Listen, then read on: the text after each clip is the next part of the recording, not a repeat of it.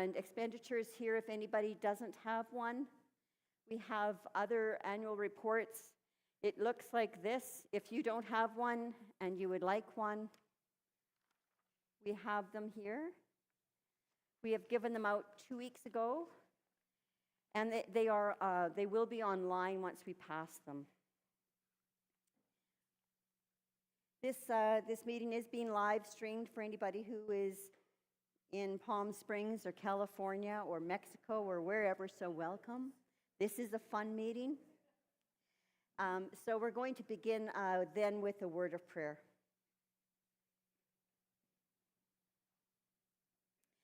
How generous you are, Holy One, to call us to this place and time to celebrate your work among us and through us. With deep gratitude and with expectation and hope of what you will accomplish through St. Andrew's in the future, we take a moment to feel your spirit setting our hearts humming. We invite you into this space. Those who have traveled this life with us have left their mark, and who, as promised, are now in your care. We remember before you those who we mourn.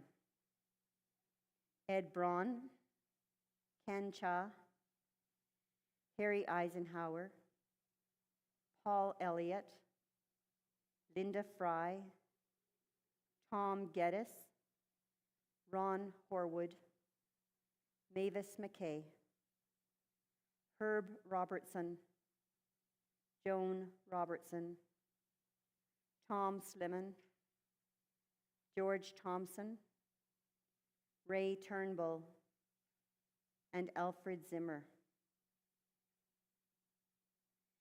We thank you that their suffering is no more. We pray for those who mourn. Comfort us and keep us grateful for the love and life shared, even while in deep sorrow. Be with us now as we move into the work of the annual meeting. Keep us grateful for all the hands that have made today possible, and through them, how you are blessing the community with your love and grace. Thank you, Lord, for being among us. Amen. I invite John to come forward now and present the... Oh, no, we're not going to do that just yet. We have some motions. And I've totally wanted to put up the revised agenda.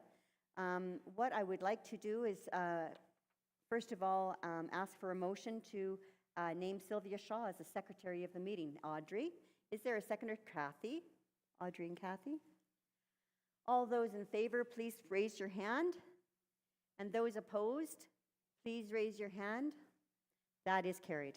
Thank you. Everyone here is welcome to participate at the meeting. And so when I ask for a vote, if you just raise your hand, and I will call the vote. And I thought, you know, in order to keep things going, we would have an adoption of the revised agenda. The revised agenda is just basically moving everything that is in this annual report. So all the reports, all the minutes from last year, all the financials, all of that, anything in this package we would just move together. So first of all, and that's the only revision of the agenda, is to put things together, and I've moved the memoriam up to the front.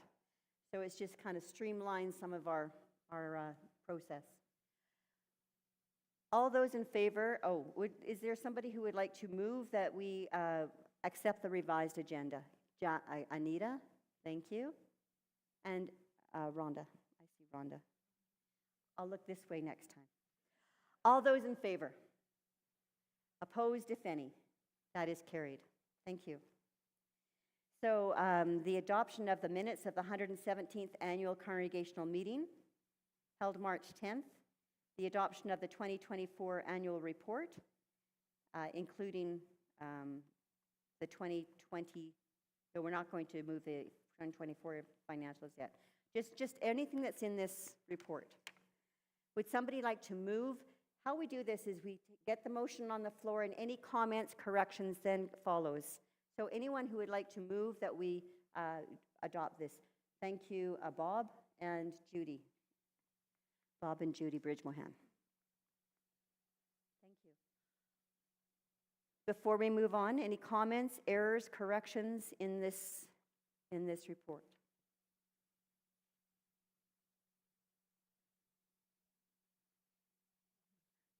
Okay. Sylvia has one error, one correction on page 5.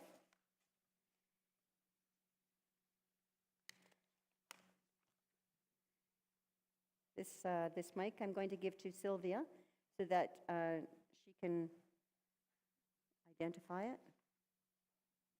It's on now.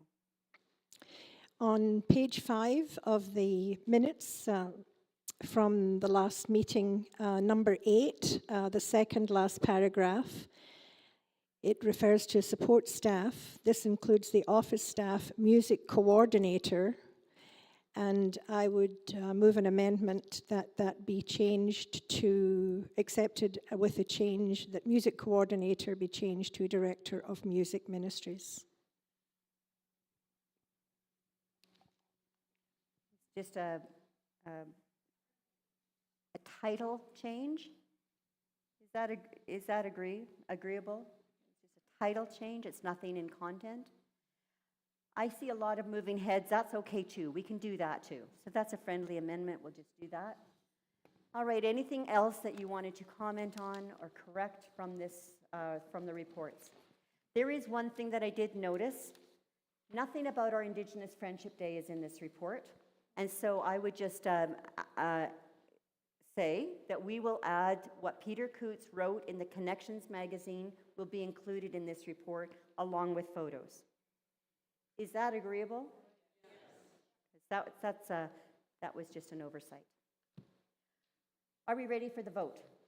All in favor? Opposed, if any? That is carried. Thank you. We have now the 2024 financials, and John is going to come and lead us through that.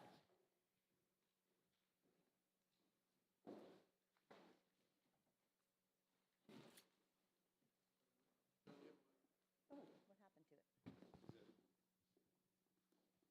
Thank you. Thanks. Oh, I thought it was here.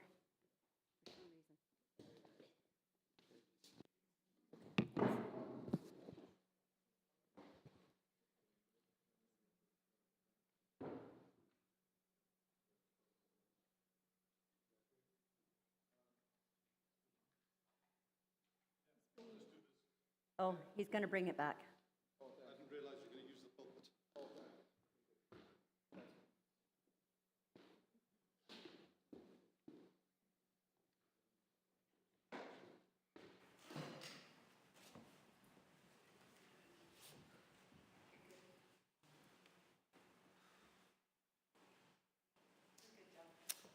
Okay. Good morning, everybody. My name is John Cuthbertson. I have the real pleasure to work with other members of the finance team, which include Kathy Miller, who's in the audience here, Shona Vandresco, Dolly Forcade, and Dave Townsend, who is full-time until June, and now he's stepped back and an ad hoc but valuable member of the team. David and Shona are both CPAs, and we're very grateful for that financial expertise. First of all, I wanted to thank each of you for your generosity of time and money, and I think that Lori captured much of that in her sermon this morning. So I have good news and slightly less good news this morning.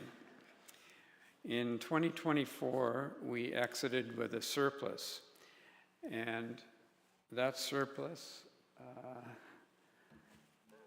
if you have your sheets, it's on the 2 pages that have the yellow markings on them at the bottom.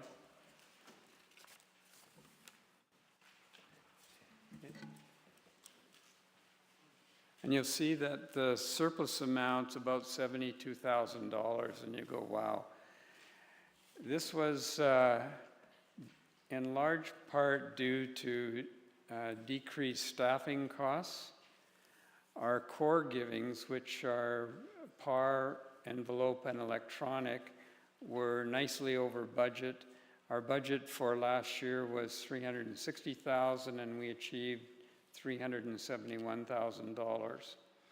Our pledges, which expire at the end of this year, track closely to budget. For those that don't know about the pledges, this is a series of 5-year pledges made by certain congregants to make additional gifts over and above their annual givings, and they've been critical as we navigated through COVID, ministerial vacancies, and until now. Our use of space, other donations, and interest income on our investments were all up nicely and helped us achieve that surplus. On the expense side, our maintenance and operations costs were up, and that's for 2 reasons. We incurred cleaning costs prior to when we hired a custodian last year, and there's about $11,000 of costs booked to last year's expenses, which reflect monies paid in respect of the drainage project, and more of that to come. Those costs were to basically hire engineers and surveyors to give us the data that we need to move forward.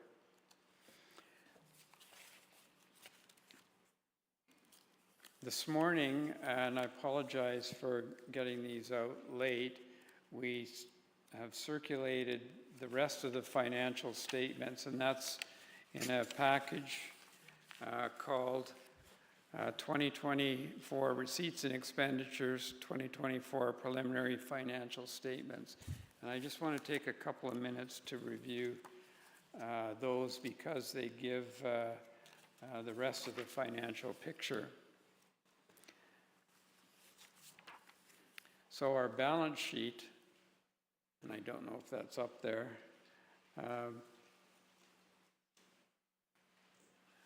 our balance sheet shows that we're overall up from last year, and a significant reason for that increase is the legacy fund performance. And you'll see that there it's $889,000 up from $711 last year. That money is invested with the National Presbyterian Church of Canada and its professional fund managers. As a result of that, we don't have to have in St. Andrews an investment committee or any kind of expertise to monitor it. It's done by those people, and as you can see, they did a wonderful job last year. With the change in investment managers, we also had another benefit, which is that we get information more currently, and this information in the past was only up to the 3rd quarter. This year, that 889 represents December 31st, 2024 full year number. So that's great. The Memorial Fund has its own schedule. All of these funds have their own schedule, which tell more of the story. The Memorial Fund is paying for the new sign that will go up in front. The reason that you don't see any activity there right now is that the ground's frozen, and we need to put an electrical cable underground under the sidewalk to power the sign, and that'll happen once the ground thaws. We thought that was a better option than running a cable over the sidewalk. The SFC residual fund, that's the south of Fish Creek monies. Those are the monies that Presbytery allowed us to keep as a result of the amalgamation years ago with Trinity Church and the sale of that building. In 2023, we had $218,000 in there, and we have 191 at the end of this year, which reflects two things. One is $40,000 was brought into our operating budget last year, and, which means 218 minus 40 is less than 191. The balance is investment earnings to bring it back to 191, which is nice. The SFC residual fund has some restrictions on it. We have a commitment to Presbytery to spend that in tranches of 40,000, 30,000, 20,000 annually. So 40 last year, 30 this year, 20 next year, and after that, the monies will not have any further restrictions, and we'll be able to look at options for that. That money's invested. The Sustainability Fund, we approved the creation of the Sustainability Fund last year, and it's grown by gifts from 3 donors last year, and those are outlined in the notes to the financial statements. So although it's not at the minimum level that we want, it's on that path. The minimum level called for in the Sustainability Fund is about 4 months of operational expenses, so around $120,000, and the maximum is, I think, 600. The terms of reference for the Sustainability Fund are on the web, and you can look at it. The intention of that is to provide emergency funding for projects that crop up, and it would have been great if we had monies in the Sustainability Fund to pay for the drainage project or the flicker project. Again, more on that later. We have this category of funds called other internally restricted funds, and those include things such as the reserve for major repairs. It includes $65,000 for the Sudanese that we manage on their behalf. It's not our money, but we have to show it on our financial statements. And it shows a reserve for ministerial assistance, and what that reserve, how that reserve came about was the bequest from the Waldock family, and the decision by session to use those funds to support pastoral ministerial help. So in all, there's $270,000 there that has restrictions of one kind or another on it. Our land is carried at cost at $27,000, and our building is there also at cost with some equipment. So all in all, our balance sheet is healthy, but from a cash availability perspective, you'll have just heard that we have lots of restrictions on how some of the money can be spent.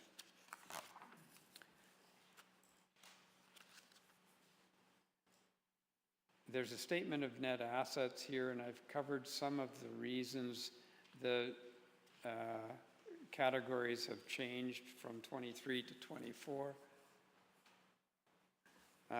The general fund, of course, we had a surplus this year. That's the $72,000 shown on that line. The legacy fund, as I mentioned, had an increase in value of $177,000. The memorial fund, we spent some money, earned some money, and it's declined by about $14,000. I talked about the SFC residual declining primarily as a result of taking $40,000 into our operating budget. The sustainability fund increased by $30,000, and then we have other internally restricted reserves, and that's a hodgepodge of miscellaneous items that we need to account for on a restricted basis. The fund balances are listed at the bottom there, and you'll see that we have in total $2.8 million in aggregate fund balances. I talked about the general fund, that's on page 4 earlier. The legacy fund I summarized. Legacy fund is a great resource and partner for this congregation, and it has the potential to even be a more meaningful contributor. I think the fact that its balance now is $889 when it started out at $500,000 in 2015, and since then we've made lots of disbursements to worthy causes, and it's still growing. I think shows you the power of having an endowment. Endowment means we don't spend the principal. The memorial fund is on the next page. It shows we received some donations, earned some interest, did a withdrawal, and the balance is $73,000.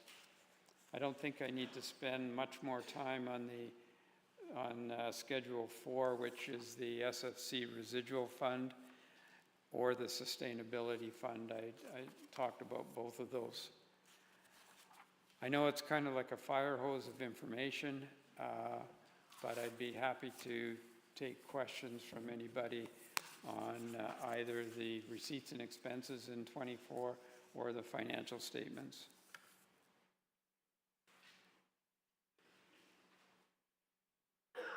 Okay.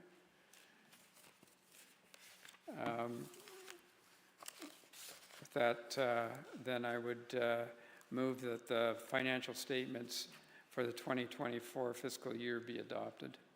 Is there a seconder? Yep. Seconder? Moved and seconded. All those in favor? Opposed, the same? That carries. Thank you. So the 2025 plan. For many years, St. Andrews has had the desire to present a narrative budget, and we've tried different renditions with limited success. In September last year, Shona, Stephanie Worley, and Dolly Forcade went to a stewardship convention in Portland, and one of the workshops that they attended was on narrative budgeting.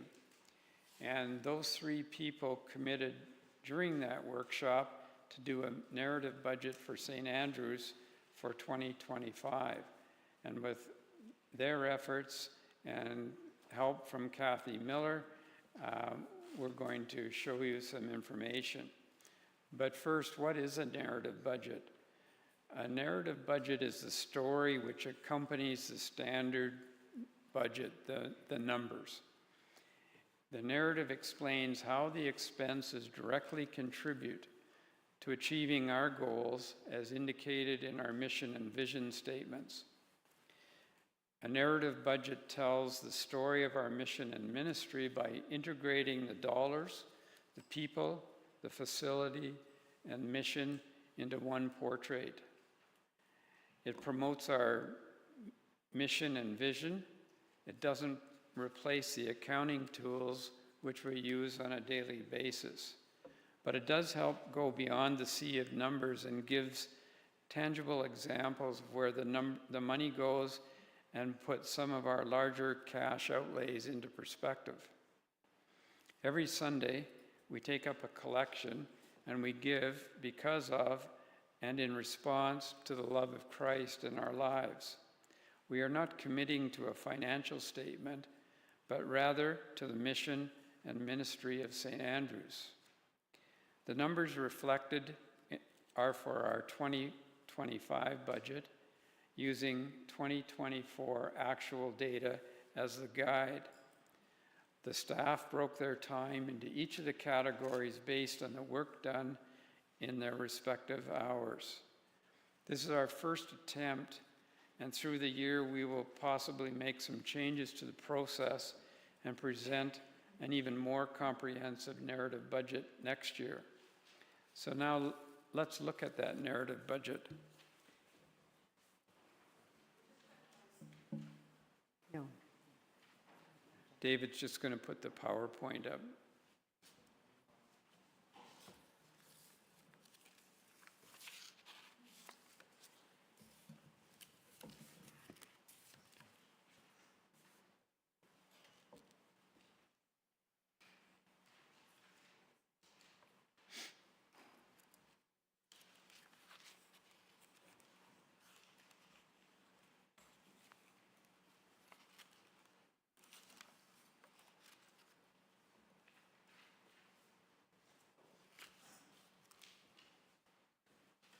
Are the slides there?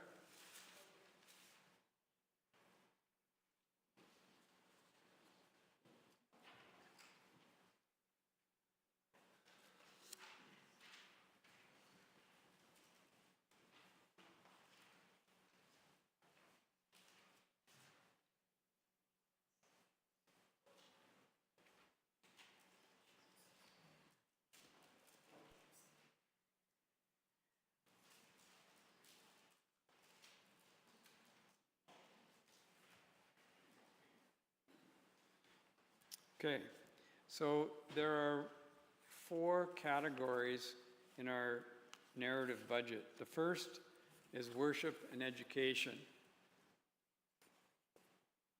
And you'll see that Lori talked about most of this stuff this morning in her sermon. And you'll see that that includes weekly worship, adult Bible study, Friday evening youth group, and other activities there. And so of our resources, we spend about 41% of our resources, or $221,000, on worship and education. Next slide. Pastoral care. As you know, we provide a safe place to connect for people and community of all ages. Our pastoral care accounts for approximately 28% of our resources, or $153,000. Next slide. Mission and outreach. You know most of the things that we do around here, and Lori emphasized them this morning. They're listed up there. We spend about 31% on mission and outreach, and that's $165,000. Next slide. So overall, about 450 to 500 people are impacted by our ministry each week. And that only includes our regular weekly services and activities. So we think that's pretty fantastic, the work we can do for the fairly modest resources that we're able to devote.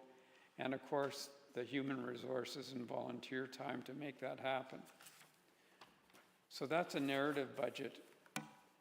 And perhaps keep that in mind as we go through the actual 2025 budget numbers that I'm going to do now. And in your materials, it's back to the sheet with the yellow highlighting on it. I just have to find my own.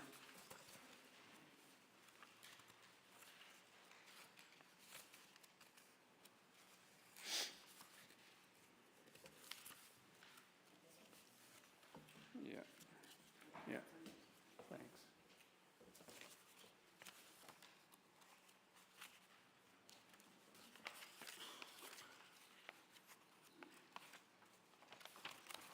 So for 2025, we've tried to be conservative as in other years. Our core givings, PAR, envelope, and electronic, are up marginally from last year. You'll see on note 1, SFC residual, we're going to bring in $30,000, again to comply with the presbytery undertaking, to bring that into income.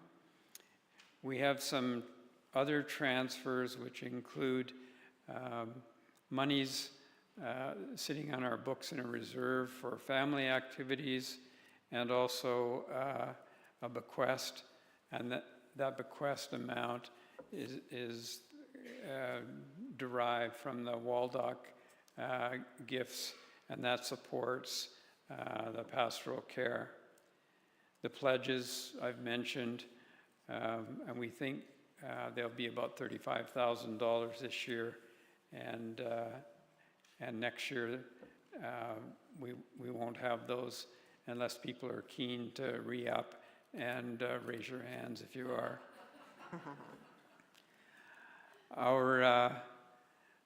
Our open plate, use of space, they're conservative. We were bigger than that last year, but it's hard to tell. We've indicated another important contribution from the Legacy Fund of $15,000 that will significantly help our gifts for Presbyterian sharing on the next page.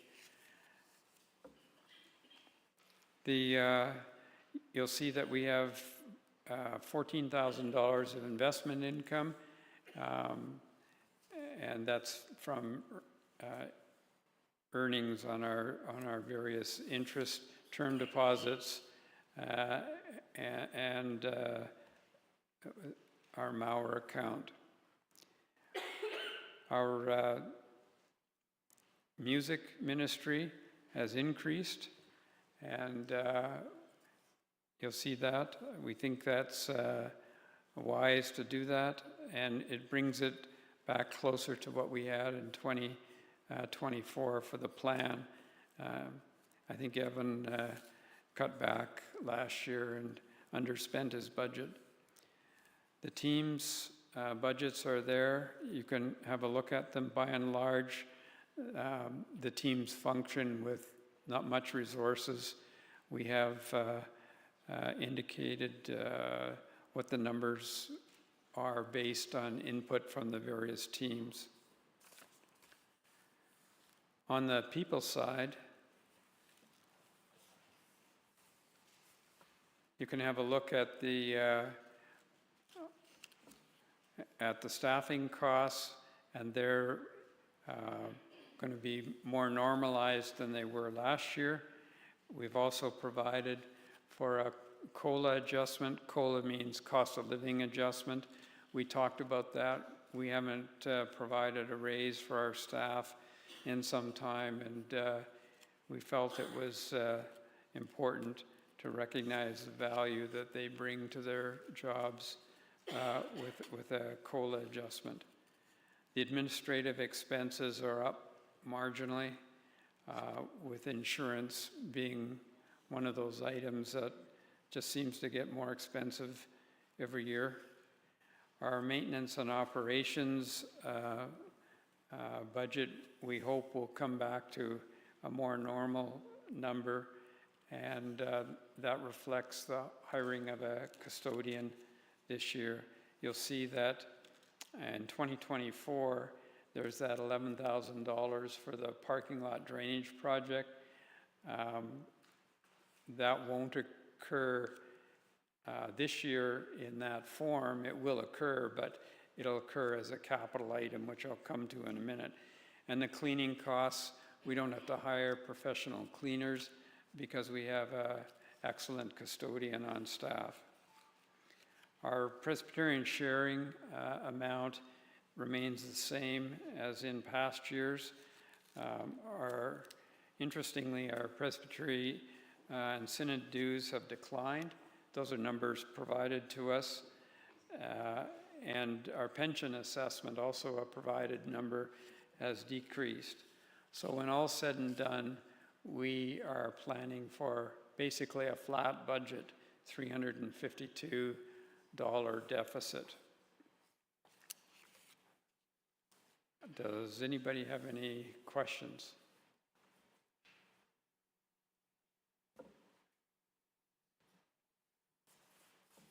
Is anybody awake? All right, Brian.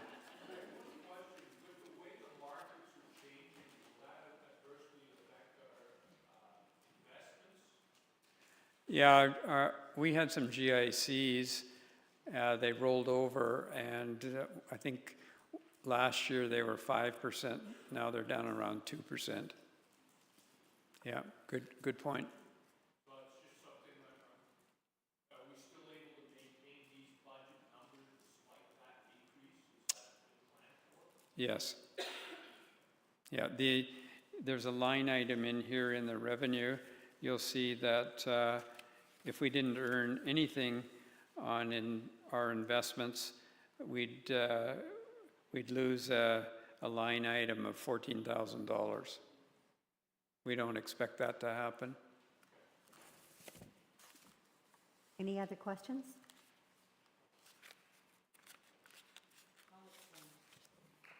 Well done, John. All right, with that, I would make a motion that the 2025 budget be approved. Oh, I've got Barbara, I've got Mark. Barbara? Oh, you've moved it. And Barbara yeah. seconds it, because I saw you first. All those in favor? Opposed, if any? That's carried. Thank you.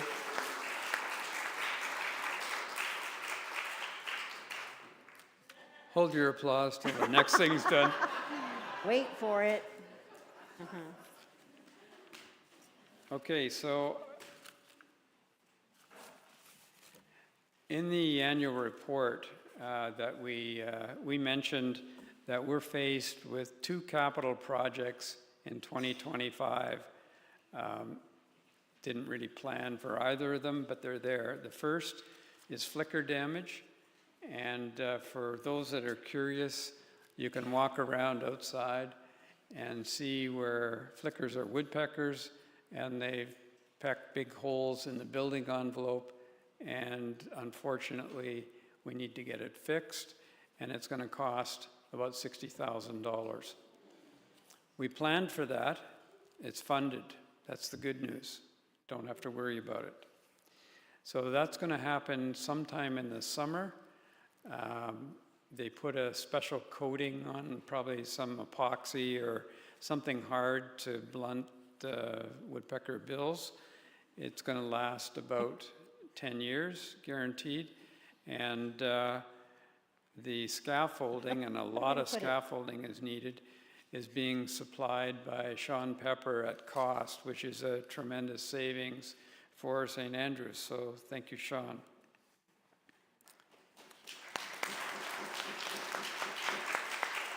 We are on page 22 if you want to follow along with John. The other project is the drainage parking project. And you'll see that years ago, there was a team of committed people, Mark Rowe included and Tom McIntyre, who worked quite hard watching what's going on next door in the lot here to see if there are any opportunities for more affordable parking. With the new development about to break ground, and you can see the signs out there, that triggered some action on us. And one of the concerns is our own drainage. So while parking was originally being looked at, this kind of turned into a drainage mitigation issue. Apparently, after we did the engineering and the site surveys and looked at the parking lot, we're offside 2 of our building permits with respect to drainage issues. Although it was well-intentioned to pave that back apron of parking, it has hurt the drainage issue because it doesn't go into the ground. So now we're looking at ways to bring our drainage into compliance without being told how we have to do that. And our concern is that if the building goes up next door before we get our act together, that they also have to do their own plans, and they'll be pointing up the hill saying, well, there's drainage running from St. Andrews, and all of a sudden we could be faced with potentially large costs. One of those costs would be the requirement to tie into a major sewer line down here. It runs basically at the base of the lot. I don't know how deep it is. I think it's 36 or, it's a big pipe. And as you can appreciate, tying into that is an expensive proposition. So with Tom McIntyre's help, engineering expertise, and Mark's help on the committee, a plan has been developed to take matters into our own hands. So you might say, why do we need to do it in 2025? The issue is that if we don't do it, and the new building goes up next door, they might say, well, you had some good intentions, the city that says that. You had some good intentions, but we like their plan and we're going to force you to do this. Also, to do it this year, we have better cost certainty instead of delaying for a year. So while it would have been better to wait a year or 2 or 10 before we had to fund this kind of expense, we're faced with it now. So the project can be quite detailed, and Mark has put together a one-pager that we'll show on the screen, and he's just going to give you a 2-minute recap of what's involved, and then I'll come back and talk about finances. So.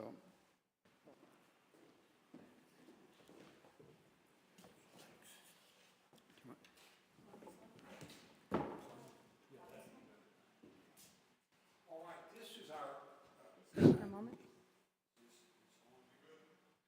Okay, this is a plot plan of our current lot, and what we're looking at doing is we have to do something on the drainage. We put this. Thing's not Going up. There we go. Oh, there. Okay, we put some paving on here a while back, about 2012 or so, and what's happened is that it's caused this water that's here to drain on down here, and what that means is that we're no longer able to self-contain the rainwater on our lot, and that's the standard that the city has. So we looked at the possibility of maybe taking out that paving, and then we also looked at the cost of trying to ameliorate the drainage issue by leaving the paving there, and the two numbers turned out to be pretty close to the same. There are some advantages from a parking lot standpoint of having the paving there, so we've decided to leave the paving, and we're going to be coming in and putting in another drain for it, and rock pit drain, and we're going to do some regrading on it. Now, what's happened is that we know there's the development going on next door. It's still going through the development permit process with the city, but we know that ultimately we're going to lose the ability to park in the old Y lot. So what we're looking at doing is adding another 13 parking spots to our current parking lot. Where does that thing go?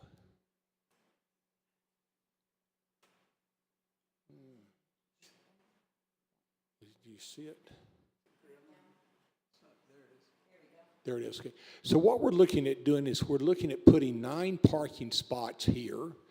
We're looking at reworking the existing area where we have the garbage bins, and we can add 3 more spots there. What we're also looking at doing is reworking these 4 spots here to make them a little easier and a little bigger to allow for easier parking in there. We're going to move one of the sheds there to the back up here, so we will have another parking spot there. And because we're taking out this grass area up here, we're going to partially offset that by actually extending out the grass about another 2 meters here. We'll be putting in some shrubs and some, we have a couple of big things to catch, rainwater barrels to help slow down the flow of the water. And so what it is that we currently have 77 parking spots, and we'll add another 13 that'll give us 90 spots on our lot. And this is going to be the location of the new rock pit drain that we're putting in. This is the location of the existing one that we have. So, you know, we need to have, our goal is this: when we want to have our lot fully compliant before the people next door start applying for their development permit, because they're going to have a stormwater assessment, and we want to show that we are completely in compliance with our stormwater requirement that was laid out when we originally did the church and when we did the church additions. So that's real briefly what's going on here. Does anybody have any questions? Yes. Yeah.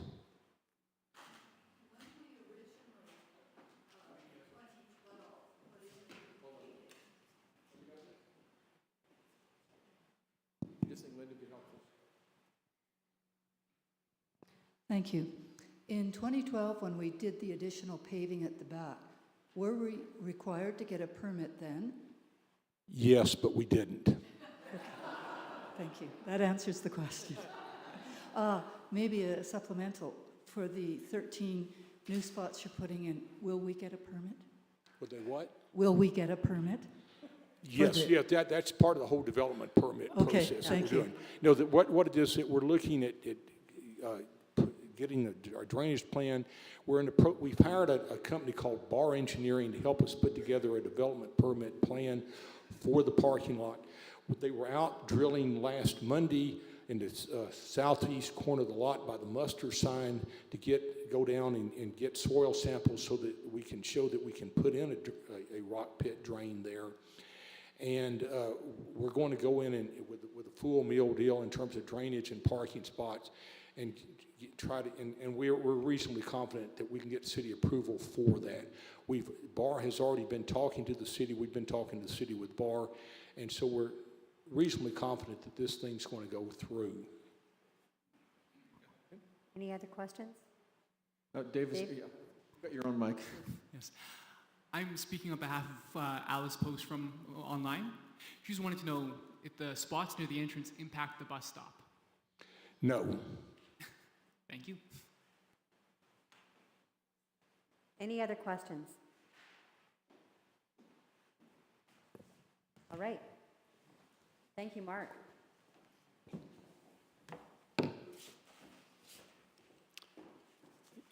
Thanks a lot, Mark.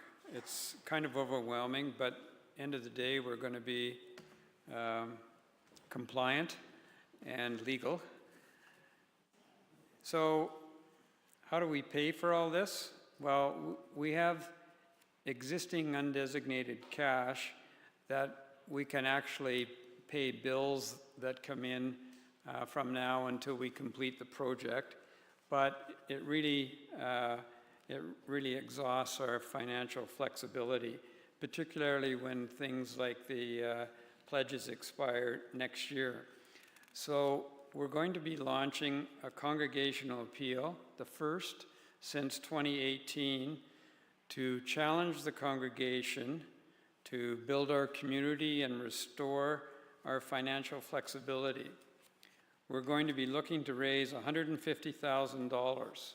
And while that may seem daunting, here's another way to look at it. We have about 200 giving units, families, couples, singles, that are reliably supporting St. Andrews.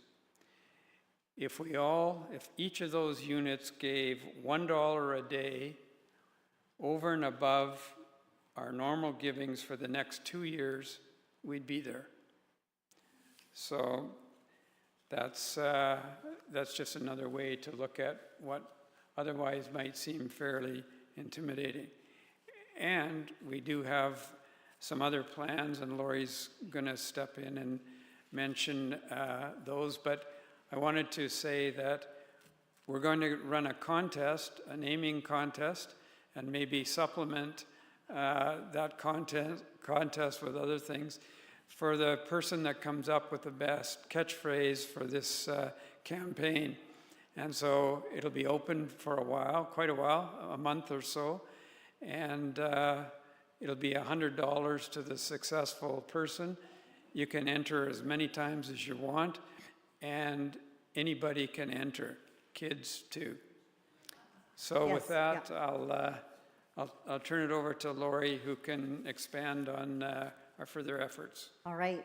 So as we know, it's been a while since we've done a fundraising campaign, and we've got a team, a coordination team already that said, I'd love to do that. Oh boy, fundraising. And so I'd like to introduce to you Kathy Miller. Yay, stand up. And David Townsend. Yay, David. We have Mark and Dolly who have said yes, we'll participate. And here's the other challenge is, well, just to let you know, we have applied already for $25,000 from the National Church. So that's already in process. It comes before Presbytery on April 1st, and then it goes and is submitted by April 15th. So already we are on it. And so we want to put the fund back in fundraiser. And so I would just invite anybody who has a great idea to raise funds, whether it's, there's two ways to really kind of see whether it's successful. That is, whether you get the most money from that fundraiser or the most people involved. Because this is about community. It's not about one or two bailing us out of a problem, which is bad stewardship. But we want to have fun and engagement, and so we invite you to come up with ideas and engagement opportunities. One person even picked up Ian's comment that he wants to be a bingo player. And we thought maybe we should have a bingo game. And we could, you know, have $20 per card or something. So just a fun way of using our gifts and using our the things that are important to us to raise some funds for this congregation to be in conforming legal and all of that stuff, and that all of this might be a really great opportunity. I've heard about Raise the Roof when you did a fundraiser for redoing the roof. I've heard the piano keys were you know, buy a key on the piano. So these are the kinds of things that we want: creativity, we want engagement, we want to have fun doing it. And so I would invite the whole congregation to see this as an opportunity, and not like, oh no, we've got to raise funds. So we're not alone, and we're going to act as a community of faith. So thank you to our fundraising coordination team, and if you have good ideas, those are the people to go to and say, I'd like to, what do you think about this idea? And so if you have a good idea for a name, like John said, talk to the coordination team, Kathy, David, Dolly, Mark. So, and if you would really love to be on this team, you are also invited and encouraged to do that as well. Okay? So I think that is it for our congregational meeting. Are there any questions, comments, things that we would like to say before we close? Debbie.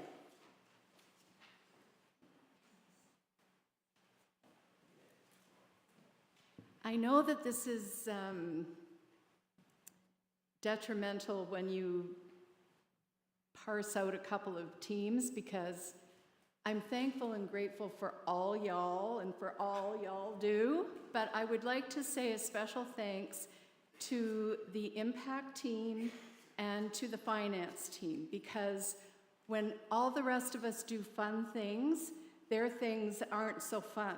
So when they have to ask for money or give bad news or news that is a little less appealing, they still do it with grace and humor. So I would like to thank the impact team on behalf of the congregation, Tom McIntyre especially, for all the time and effort that he puts in, and Mark, and I'm not sure who else is on the team, Peter maybe, and to all of the members of the finance team for their hard work for us.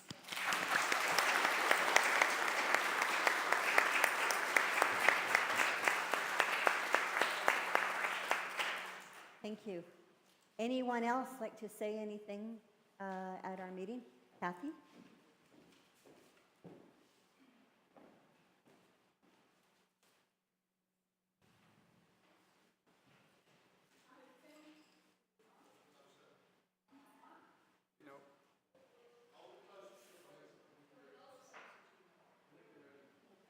turn it on?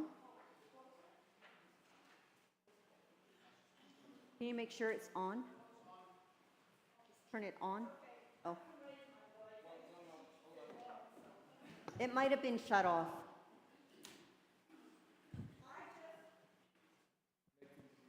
I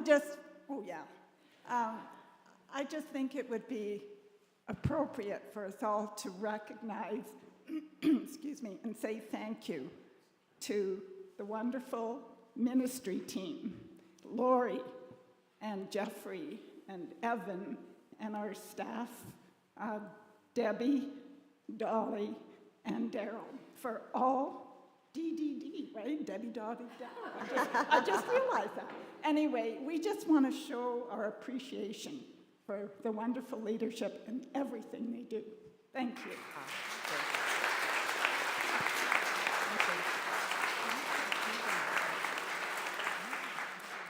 Thank you. We are having fun being here together, serving the Lord with you. And I've noticed a lot of engagement since my time here. People are so willing to say yes. And I'd really like to do that. And very thoughtful in how you treat each other with such kindness and grace. So thank you for being who you are. So it's a wonderful privilege to do ministry in this place. We are now coming to the close. I wanted to say thank you to all the team leaders that step up and lead, that teach other people to lead. Isn't it wonderful that the children are learning through our modeling how to lead? Yes. So this is a wonderful, safe, welcoming place where our children are learning to be leaders. And so we are going out into the world as leaders of positivity, of hope, of joy, and of faith in a power beyond our own. So I just want to say thank you to the spirit of this church and to each one of you, whether you're here or whether you're online or whether you worshiped and then you went home. It's okay. It's, we just say everybody has a touch and makes a difference. So with that, then I would ask for a motion to adjourn. I see Brian and Audrey. Your favorite motion. How about if we all stand in favor? If we are in favor, please stand. If you're not in favor, you can sit down and stay for the rest of the afternoon. So we are all in favor. We are adjourned, and we are going to close with word of prayer. Let us pray. Holy and loving God, as we come to the end of our meeting, we ask that your Spirit fill us and guide us. May we be the light because you fill us. May we resist the power of discouragement and fearful thinking through your power working in us. Sprinkle us with laughter. Give us a song in our hearts as we leave this place, feeling both challenged and blessed. In Jesus' name, amen. Thank you, everyone. God bless you this week. Enjoy your sunshine, your day, and blessings on Debbie as she's going off to the sunny south.